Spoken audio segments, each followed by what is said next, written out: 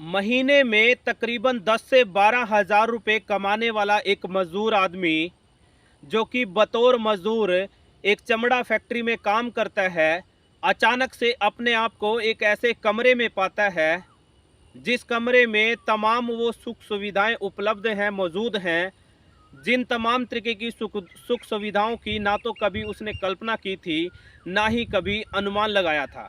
और जैसे ही वो चारों तरफ अपनी नज़र दौड़ाता है तो देखता है कि एक सोफ़ा पड़ा है और उस सोफ़े पर लगभग 3 लड़कियां बैठी हुई हैं, जिनकी उम्र तकरीबन 20 से 25 साल रही होगी, जिन्होंने अपने तन पर कुछ बहुत ज़्यादा कपड़े नहीं पहने हुए हैं। यूँ कहिए कि तन पर सिर्फ़ और सिर्फ़ अंडरगारमेंट डाले हुए हैं।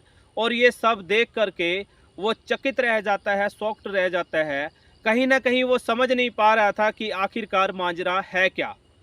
तो नमस्कार, आदाब, सत श्री अकाल, राम राम। साथियों, मैं हूं आपका अपना सुशील कश्यप हरियाणा से।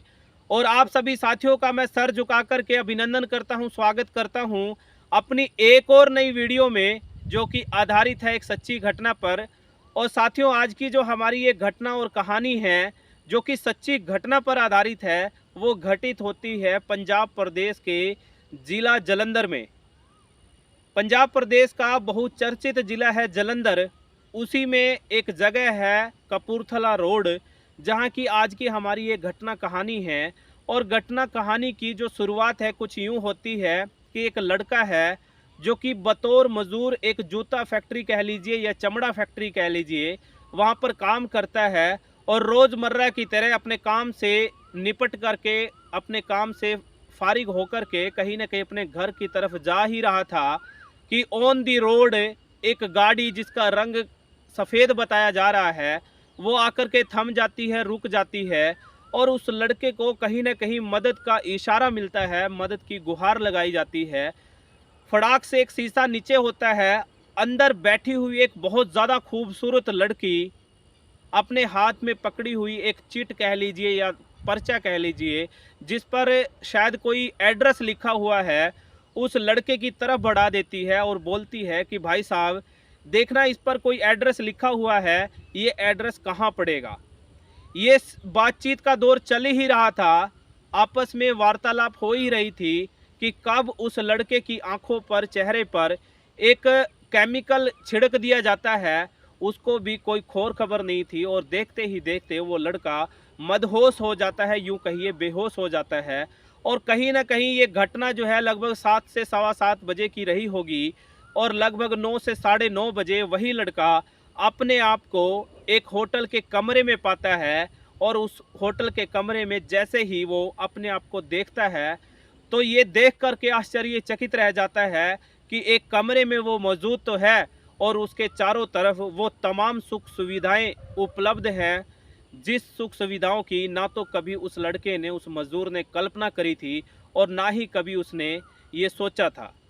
और जैसे ही वो अपनी नज़र दौड़ाता है, घुमाता है, तो कहीं ना कहीं 3 लड़कियों को पाता है, जिन्होंने अपने शरीर पर बहुत कम कपड़े डाले हुए हैं, जिन्होंने यूं कह लीजिए अपने शरीर पर सिर्फ और सिर्फ अंडरगारमेंट पहने हुए हैं।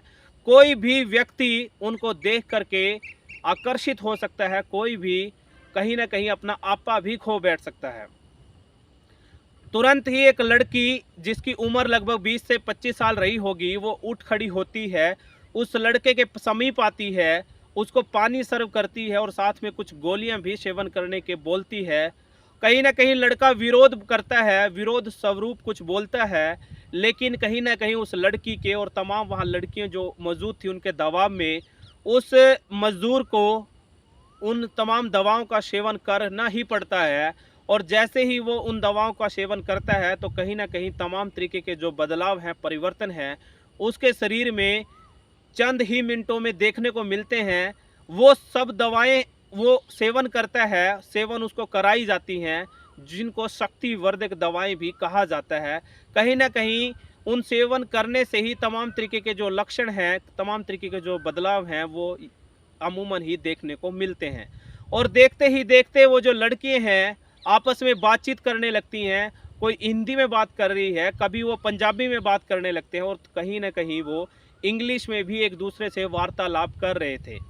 पहली दफ़ा तो देखने पर, सुनने में ये लगेगा कि ये लोग कहीं ना कहीं NRI लोग हैं, और देखते ही देखते उन लड़कियों के बीच में कंपटीशन होता है। और कंपटीशन कैसा होता है ये जान करके आप लोग भी आश्चर्यचकित रह जाएंगे, जान करके आप लोग भी हक्के बक्के रह जाएंगे कि कंपटीशन किसी खेल का नहीं, बल्कि उस लड़के से किस तरीके से शारीरिक शोषण करना है, इस बात का कंपटीशन होता है, इस बात की प्रतिस्पर्धा होती है। ठीक उसी तरीके से जिस तरीके से कोई आदमी या लड़का एक लड़की के साथ, महिला के साथ रेप करता है, बलात्कार करता है, कहीं ना कहीं शारीरिक शोषण करता है, ठीक उसी तरीके से इस मजदूर के साथ भी शारीरिक शोषण किया जा रहा है, कहीं ना कहीं उसका बलात्कार किया जा रहा है, गैंग रेप किया जा रहा है। क्योंकि उस शारीरिक संबंध की जो अनुमति है वो लड़के ने नहीं दी थी, वो कहीं ना कहीं अपने आप को असहज महसूस कर रहा था। बावजूद उसके तमाम तरीके की शक्ति वर्धक दवाओं का सेवन उसको कराया जाता है, उसकी मनमर्जी के बिना ही उसके साथ शारीरिक संबंध बनाए जाते हैं, जो किसी भी एंगल से, किसी भी तौर तरीके से जायज़ नहीं है, ठीक नहीं है। बल्कि फिर भी वो लड़कियाँ एक दो बार नहीं, लगभग कई घंटे, 10 से 12 घंटे तक लगातार निरंतर उसके साथ शारीरिक संबंध बनाती हैं। कहीं ना कहीं प्रतिस्पर्धा रखी जाती है, कंपटीशन किया जाता है।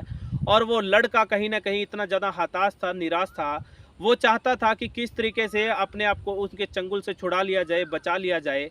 और जैसे ही इस घटना और कहानी को लोगों ने सुना और देखा, तो देखते ही देखते शायद ही कोई ऐसा टीवी चैनल बचा होगा, शायद ही कोई ऐसा अखबार बचा होगा, शायद ही कोई ऐसा सोशल मीडिया प्लेटफॉर्म रहा होगा जहां पर इस घटना और कहानी के चर्चे ना हो। जिसने भी इसकी खबर को सुना, इस घटना को सुना और देखा, तो देखता ही रह गया, सुनता ही रह गया। और लोगों ने दांतों तले उंगलियां चबा ली, दांतों तले चने चबा लिए कि क्या कोई ऐसे भी कर सकता है। लोगों ने, आप लोगों ने देश दुनिया में तमाम ऐसी घटनाएं और किस्से कहानियों को सुना होगा जिसमें लड़कियों के साथ आए दिन शोषण और अत्याचार की तमाम तरीके की जो वायरल वीडियोज़ आती रहती हैं। लेकिन क्या कभी किसी ने सोचा था कि किसी मजदूर के साथ, आदमी के साथ भी इस तरीके की घटना कहानी को अंजाम दिया जा सकता है। लेकिन साथियों, ये कोई मनगढ़ंत कहानी या घटना नहीं है, ये घटना है एक सच्ची घटना पर आधारित। और उसके बाद कहीं ना कहीं इसमें FIR भी दर्ज कर ली जाती है। लेकिन जैसे ही पत्रकार तमाम जो सवालात है पारिवारिक लोगों से पूछता है, उस लड़के से पूछता है, तो कहीं ना कहीं पारिवारिक लोगों के साथ साथ वो मजदूर भी इत्तेफाक से ये जवाब देता है कि भाई साहब, हम मजदूर लोग हैं, बमुश्किल अपना गुजारा चलाते हैं, 10-12 हज़ार रुपये महीने में कमा करके अपना किसी तरीके से गुजर बसर करते हैं। हमें इन पचीदों में, इन लफड़ों में नहीं पड़ना, हम अपने घर पर सुरक्षित हैं। और कहीं ना कहीं वो ये भी बात जोड़ते हैं कि हमारा जो लड़का है, हमारा जो ये बेटा है, वो सुरक्षित है।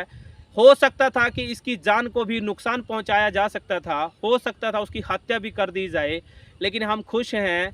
भले ही इसका शारीरिक शोषण किया गया हो, लेकिन कहीं ना कहीं हमारा जो बेटा है, हमारा जो ये लड़का है, ये सुरक्षित है, उसको किसी जान की हानि नहीं हुई है। इसलिए हम कोई भी पचीदे में, लफड़े में नहीं पड़ना चाहते।